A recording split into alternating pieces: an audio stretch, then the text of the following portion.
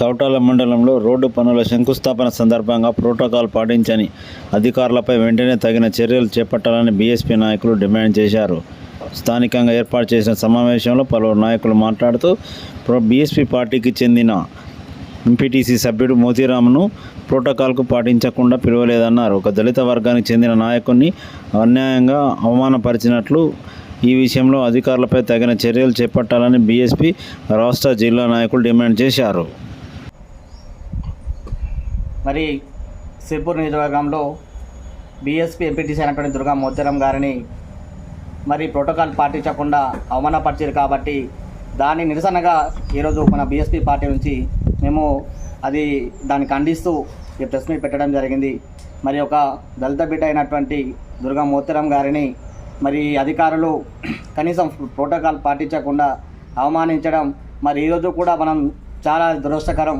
మరి ఇప్పటికీ ఈ జిల్లా కలెక్టర్ కావచ్చు, లేకపోతే జిల్లా పంచాయత్ ఆఫీసర్ కావచ్చు, లేదా స్థానికంగా ఉన్నటువంటి ఎంపీఓ కావచ్చు, ఎంపీడీఓలు కావచ్చు, మరి వీళ్ళందరూ కూడా ఏం చేస్తున్నారు అంటే కనీసం ప్రజల ద్వారా ప్రజల కోసం ప్రజలు ఎన్నుకున్నటువంటి ఒక ప్రజాప్రతినిధి కూడా కనీసం ప్రోటోకాల్ పాటించకుండా అవమానించారంటే ఇంకా సామాన్యులకు కూడా ఇక్కడ కనీసం ప్రశ్నించడం కావచ్చు, లేకపోతే వాళ్ళని చెప్పుకోవాలన్నా కూడా ఇక్కడ ఒక స్వేచ్ఛమైనటువంటి వాతావరణం లేదు.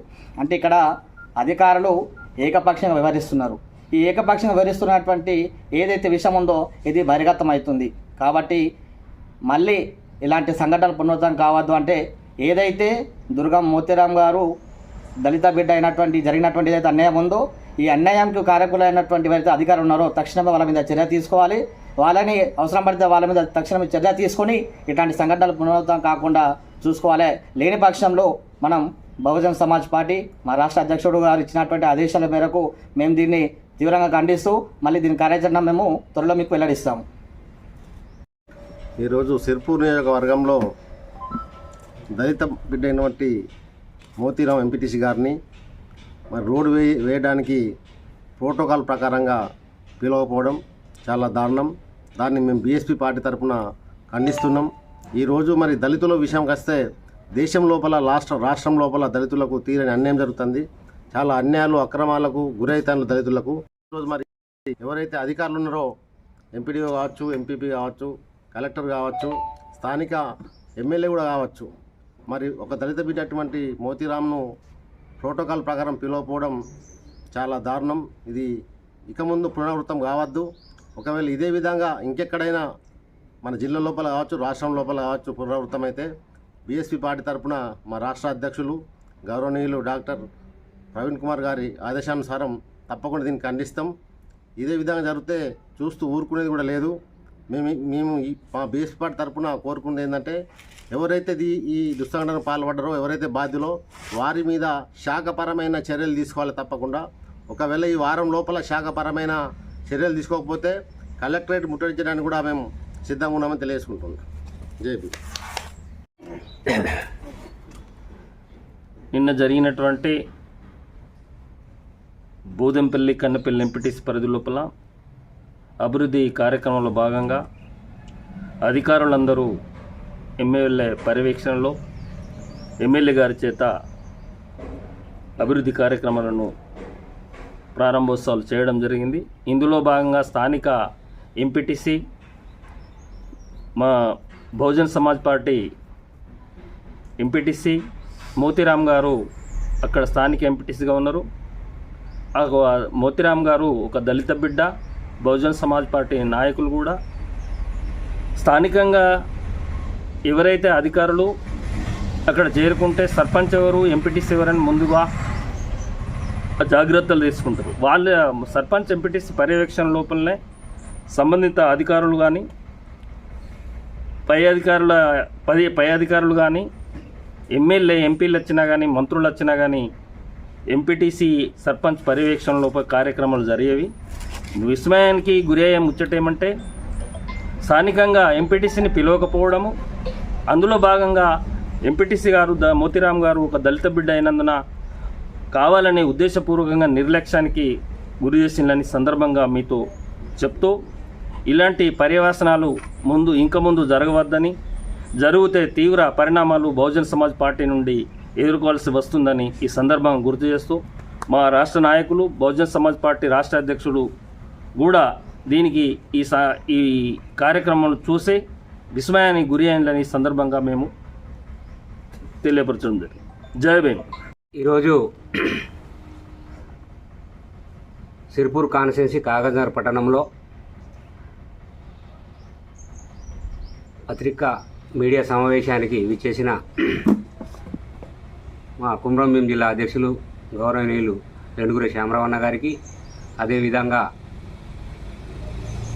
ఎంపీటీసీ కాగజ్నగర్ మండల సీతానగర్ మహేష్ అన్న గారికి, అదేవిధంగా మా స్టేట్ ఎగ్జిక్యూటివ్ ఈసీ మెంబర్ అయిన జాడి శ్యామరావు అన్న గారికి, అదేవిధంగా దైగా మండల మాజీ జడ్పీటీసీ సభ్యులు పిల్లల తిరుపతి అన్న గారికి, అదేవిధంగా మా టౌన్ ఇన్ఛార్జ్ గౌరవనీయులు టక్కరి పోషన్న గారికి, అదేవిధంగా ఇక్కడ కార్యకర్తలందరికీ, అదేవిధంగా పత్రికా మీడియా సోదరులందరికీ కూడా పేరు పేరున నమస్కారాలు తెలియజేస్తూ, ముఖ్యంగా ఇవాళ ఈ మీటింగ్ ప్రెస్ కాన్ఫరెన్స్ పెట్టడానికి కారణం ఏంటంటే, ఇంతకుముందు మా అధ్యక్షులు వారు ఎంపీటీసీ గారు చెప్పినట్టు ఏదైతే గత ప్రభుత్వంలో బంగారు తెలంగాణలో బహుజనులకు తీరని అన్యాయం జరిగింది, అది అందరికీ తెలుసు.